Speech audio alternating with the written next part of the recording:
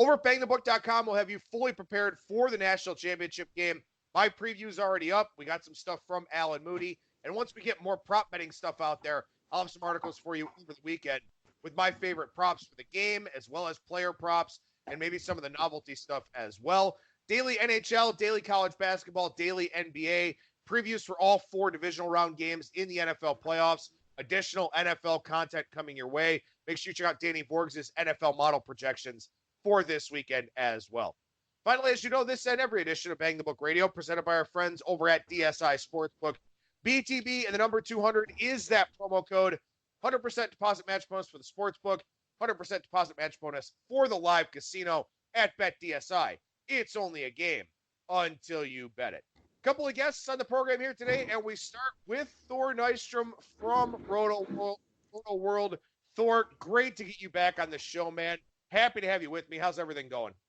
It's going great, Adam. Great to be here. It's awesome to have you back on the show, man. And like I said, it's good timing here with Clemson and LSU, the national championship game on Monday night down in New Orleans. A lot of 5.5s out there in the offshore market, a lot of brick and mortars sitting on 6. I read your preview over at Rotoworld, which is absolutely phenomenal, by the way. You've got some thoughts on this game.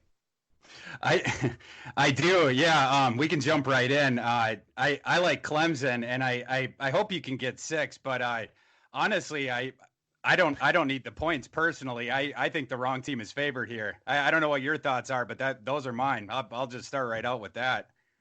And you talked about this in your preview. It's something we've talked about on the show here. I mean, before the semifinals, Clemson's a favorite in this hypothetical title matchup. Even with LSU getting the nod for this game being in New Orleans, Clemson's a favorite going into the semifinals. After one game, all of a sudden LSU 5.5 or 6. It's an overreaction to be sure. It really is, yeah, and it's a recency bias thing for sure.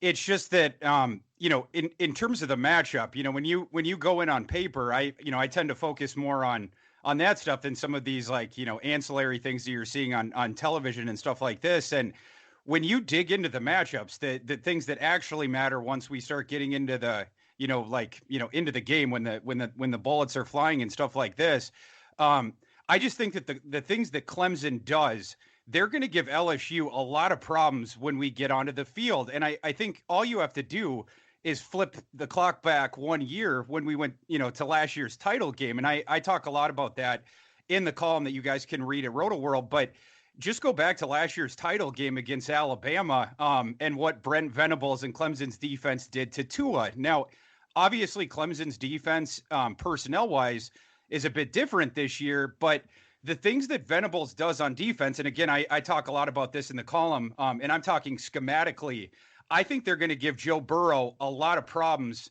on Monday night. I'm talking about things like disguise coverages, replacer blitzes, things that he does to confuse the quarterback pre-snap, post-snap, and things he does to confuse the offensive line, things he does to change his defensive pieces around, and stuff like that. He's going to do things to confuse the quarterback, to just different stuff like that. I think he's going to do stuff to disrupt the timing of Burrow, confuse Burrow. And we can talk about how that's going to manifest as far as the player props go, with regards to specific players in LSU's passing game. But I think that's the way that you disrupt LSU's passing game, and that's the way that you take down LSU's entire offense. That's the way that you beat LSU. I just think this is a really bad matchup for LSU. Well, and I think, too, you look back to the semifinal game against Ohio State, and Ohio State broke some big runs in the first half of that game. They had a few situations where Fields kind of threw it up, and a wide receiver made a big play. And quite frankly, that was sort of the Justin Fields passing attack over the course of the season. Ohio State's wide receivers ran really, really good routes, got separation, and if it was a 50-50 ball, they came down with it. And once Clemson started making those adjustments later in the second quarter, and then, of course, in the second half, they did confuse Fields. And Fields wasn't mobile. He had the knee injury. He was kind of hampered a little bit, playing left-handed, as they like to say. And it showed. And maybe if Dobbins doesn't go out, Ohio State still wins that game. Maybe LSU needs to run the football on Clemson. Maybe Edwards-Helaire needs to have a big game for them. But once they confuse Justin Fields, who I don't think he's as cerebral of a quarterback as Joe Burrow. I don't think he's as good of a passer as Joe Burrow. But once they gave Fields those different looks, he struggled. And we'll see if they do that right at the beginning of the game against Burrow, or it's something they incorporate as the game goes along. But that chess match, that psychological chess match between Burrow and really Venables, is probably the key to this game. I would agree with that, and yeah, nobody's better at the adjustments than Venables and Sweeney, and nobody's better at going into the games. But when particularly with the adjustments, if things aren't going well initially, they will figure it out as things go along. Ohio State, obviously. Ohio State, in terms of S&P Plus, heading into that game, they were the number one team in the nation. And I think perceptually, I talk about this in the column. I think people forget this, talking about the perception of the line. Yes, LSU dominated Oklahoma, and yes, it was difficult for Clemson to put away Ohio State. But heading into that game, Ohio State was the number one, SP Plus team in the nation, whereas Oklahoma probably, in hindsight, didn't deserve to be in the playoff field.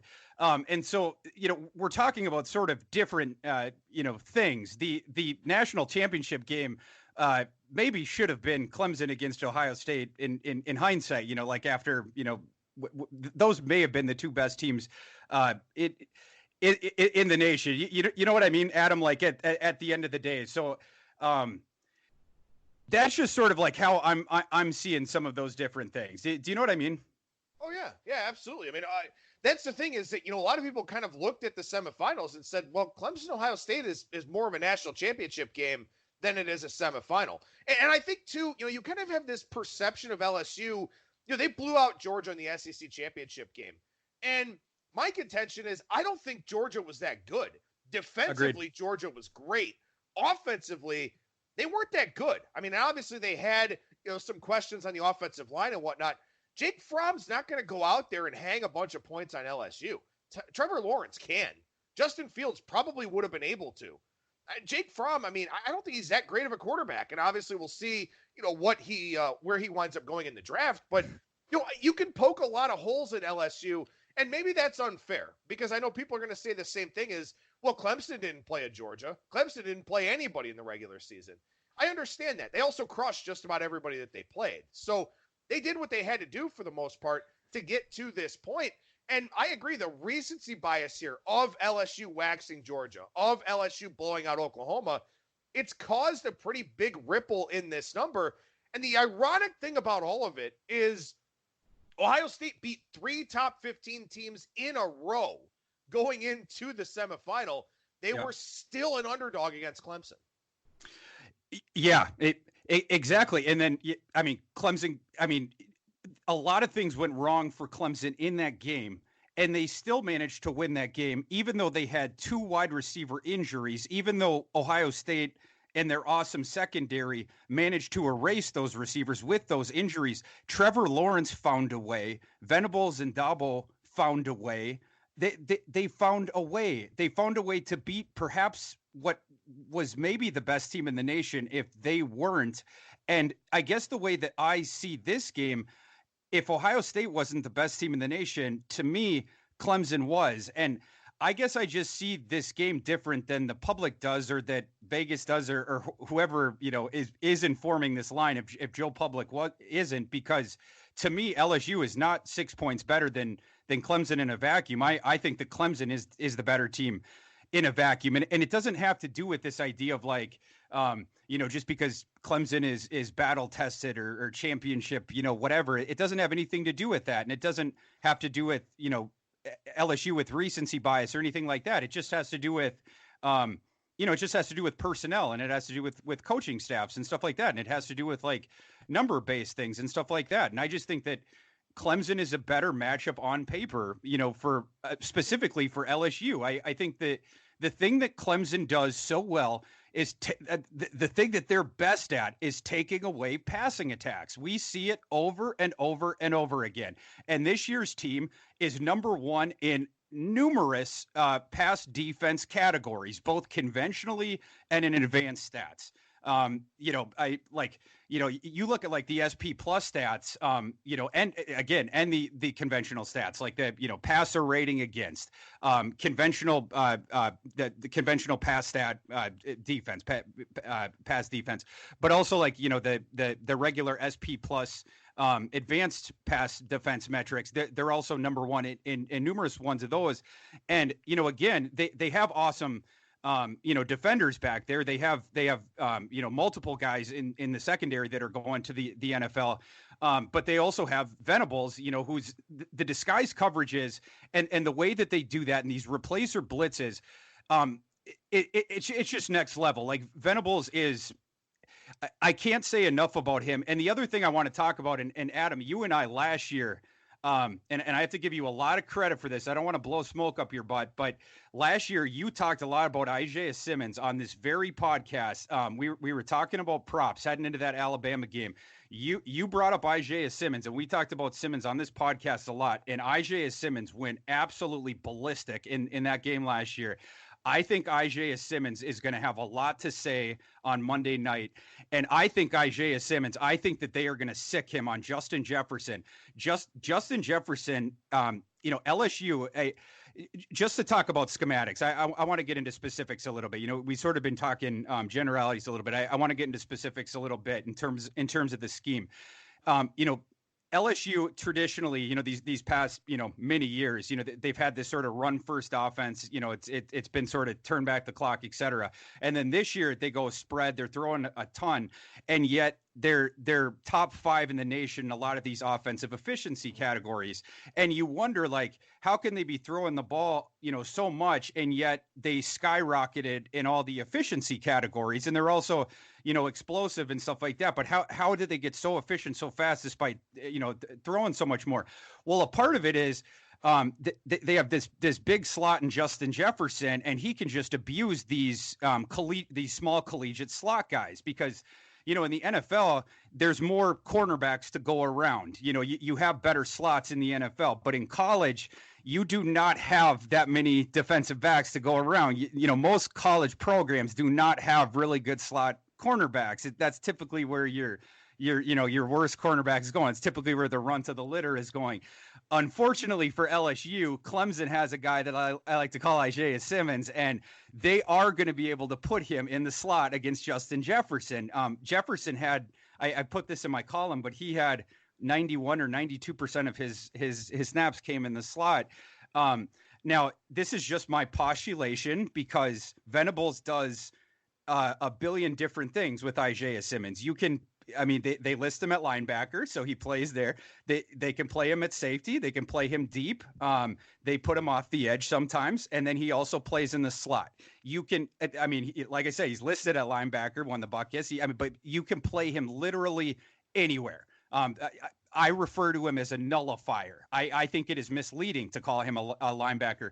But in this game, what I would do, I would just say, hey, LSU, the Justin Jefferson thing, how you guys can just throw it to him and get first downs, whatever you want. Yeah, he's going away. So in this game, Justin Jefferson, he's going away because we're going to put Simmons on him.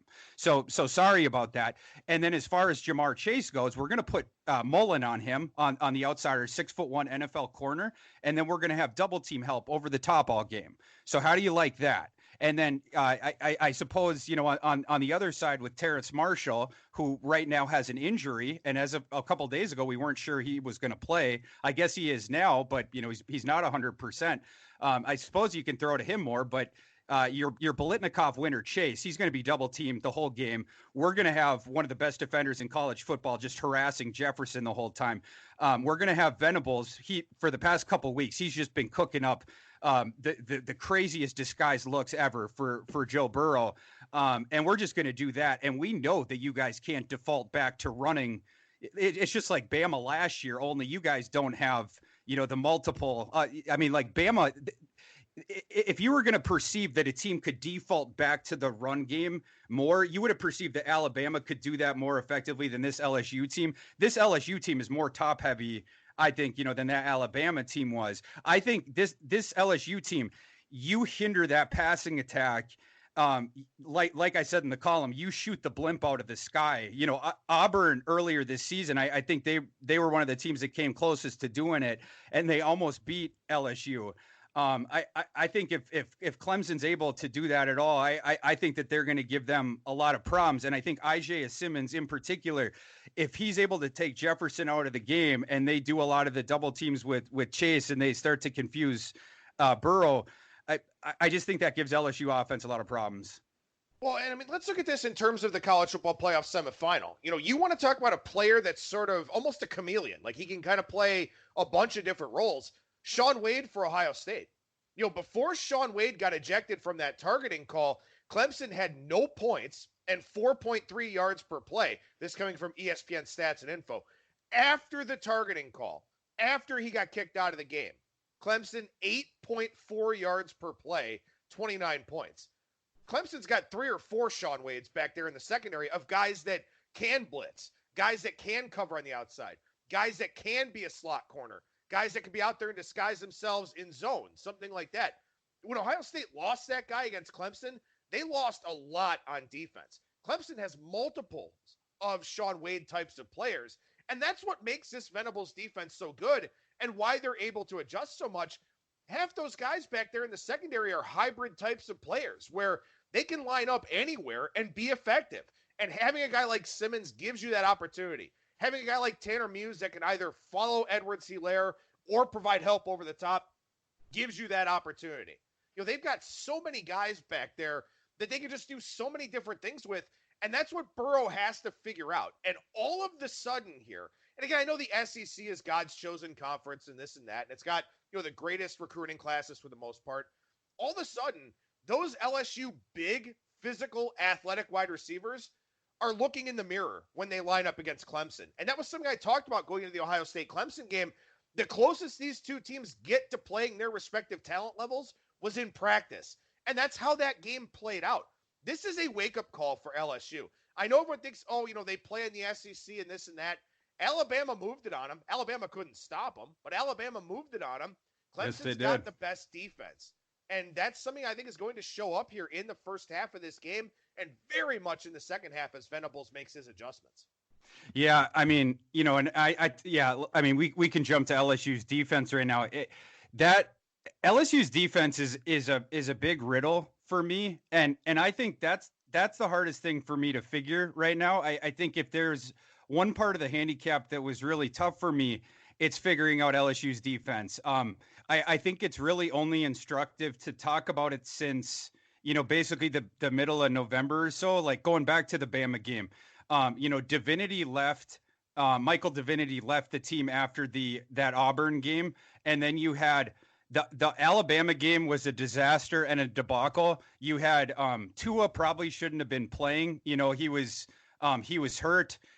He couldn't run out of the pocket. He had that fumble early in the game where he was just scrambling towards the goal line. He fumbled without getting touched because he was afraid to make cuts. His velocity was affected because he couldn't step into throws. And yet they just ripped up LSU. His receivers were getting separation the whole game. Like the running lanes were wide open. It was easy for them to move the ball down the field. Next week against Ole Miss, LSU could not stop John Reese Plumlee, the quarterback, ran for over 200 yards. I mean, LSU gave up dang near 400 yards rushing. Like there was major issues on defense. But so these were the first 2 games that this veteran linebacker, Michael Divinity, had left the team. And then all of a sudden it was like, snap your fingers. In the last 4 games, LSU's defense was all of a sudden awesome. They went on this crazy run where the last 4 games, I think they allowed, it was 16 points per game. The first game was against Arkansas, so you sort of toss it out. But the last 3 games was very, very impressive. Texas A&M, Georgia, and then, of course, Oklahoma. And now, I talk about this in the column. Michael Divinity is coming back now, and he's going to start in the dime package. And what the coaching staff was talking about a lot, it had to do with Divinity coming back to help out the pass rush. Well, now this is me sort of playing armchair psychologist a bit. But LSU's best pass rusher and one of their top pro prospects is this edge guy named Chason. You know, everybody knows about Chason. Chason's a freak, and he's, you know, he was, you know, he's been a guy that, you know, NFL draft guys like myself have talked about for a while now. Just this edge freak. Chason's sort of ascendance has happened while Divinity has been away from the team on this sabbatical. This has been the best stretch of his career.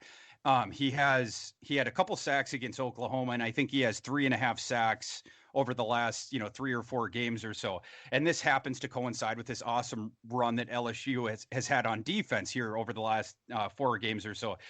What I'm wondering is if Divinity's absence had anything to do with Chason's sort of ascendance here at the end of the season, and if Chason's ascendance had anything to do with LSU's defense suddenly taking off. It may or may not, but to me, I don't know if I would have taken the chance of allowing Divinity to come back to the team, particularly if that had anything to do with like, oh, let's bring Divinity back so that we can improve the pass rush. Because to me, if you finally have Chason playing the best football of his career, and this might be Chason's, you know, that probably is Chason's last game, I would just let Chason do all that. Like the point I made in my column is I wouldn't let Divinity take even one pass rushing opportunity from Chason. I wouldn't let his presence affect the game plan in that regard at all. And so my concern is just that, like, whatever sort of formula, whatever sort of alchemy that had formed in his absence, I was just sort of concerned a little bit that him coming back, that it could disrupt that at all. It's not any sort of disrespect to Divinity at all. Obviously, you know, the first 2 games in his absence, there was a sort of proof of concept of his value just in that the defense sort of cratered in those 2 games. But after that, it was just sort of like they found themselves, and Chason sort of like found himself. I don't know if I'm playing armchair psychologist with that, but I just have this sort of this weird feeling about it. You know what I mean? Oh yeah, absolutely. And I mean, this is one of those games where your margin for error is so small that, you know, yeah, you want Divinity out there, and maybe he will have an impact. Maybe he will wind up making a big play, but you don't want to do so at the expense of anything that Chason does. And you wonder if Dave Aranda will have the right game plan for that. And again, I mean, this is, when you talk about teams like this, the elite level teams, and really there are 3 of them in college football this year: LSU, Clemson, Ohio State. From a talent standpoint, Alabama's number 4, and you know, maybe they should have been in the playoff. Who knows? Obviously, they didn't have the resume for it, but you know, they're the 4th most talented team in the country. In a game like this, where you don't have that big athletic edge, you don't have that big talent edge that you have in every other game that you play, it comes down to schematics. It comes down to coaching. It comes down to, you know, having players that do the things that we just talked about with Clemson's, back 7. Do the things that LSU's pass rushers and athletes like Delpit, like some of their guys can do. It's about maximizing exactly what those guys do well and then using that in your scheme. And you can overcomplicate the process a little bit. And maybe Clemson did that early in the game against Ohio State. Maybe they tried to do too much and it kind of burned them a little bit. And maybe they got back to what they do well in the second half. Maybe they overcompensated, knowing that Ohio State was the best team that they were playing. Or maybe it was just Ohio State's speed and athleticism kind of caught them off guard a little bit. But that's just it in this game. It's all about execution in a game like this. In the regular season, when you're Clemson, you're LSU, you can overcome some execution things because you're just better than the team you're playing. In this game, you're not better than the team you're playing. It's about who maximizes what their personnel does best. I don't know if Aranda does that here. We know LSU's offensive coaching staff has done that with Joe Brady, with Ensminger, and this big offensive philosophical change that they've had. But you wonder if in a game like this, more of that stability of Clemson doing what they did last year to win a title is why Clemson could very well win the title again this year. Yeah, 100%. Yeah, and just going back to the Ohio State thing, I mean, you know, I don't think the point can be made enough about, you know, that team was really, really, really good. I just think best Ohio State team of my lifetime, and they didn't win it all. Exactly. And I think, when people go to the window or when people are handicapping this game or when people make that decision, I know it's really easy to think back to whatever day that was, December 28th, December 29th. And you just think about, when you're watching those games and how impressive LSU looked. And then, you think back to Clemson and how they had to claw back and stuff like that. And, when you're making that decision, I know it's going to be really easy to think, LSU, LSU, they're world beaters and they can't be beat. And, Clemson, they just didn't look that good and they were lucky to win. But, people need to keep in mind that Clemson beat this team that a lot of years would have won the national title. A lot of years would have been the best team in college football. And, may have been, the Big Ten's best team in a little while here. A lot of years that would have been a really, really awesome national title game. Whereas, again, LSU beat sort of the runt of the litter of the recent Oklahoma teams. I mean, this was not the Kyler Murray Oklahoma team. This was not the Baker Mayfield Oklahoma team. And so I think those points have to be made. I think the other point that has to be made is Ohio State could do a lot more on offense. And what I'm talking about is diversification than LSU. The point I was trying to make in my column is that LSU, they put up these bazooka stats on offense, but they play this style where bazooka stats is that's sort of what you're going for. It's a sort of like Mad Max type strategy where you're sort of playing balls to the wall. That's what you're doing. But like in a big spot like this, and we saw this in the Clemson and Ohio State game, balance I feel like is going to behoove your chances of winning more. And I think that, it makes you harder to defend. And I think that's why Aranda's job on Monday night is going to be more difficult than Venables is, because Aranda, in addition to having to defend Trevor Lawrence, who, in my opinion, I know I'm in the minority here, but on Monday night, I would rather have Trevor Lawrence quarterbacking my team than Joe Burrow. But Aranda, in addition to that, he has to defend Etienne.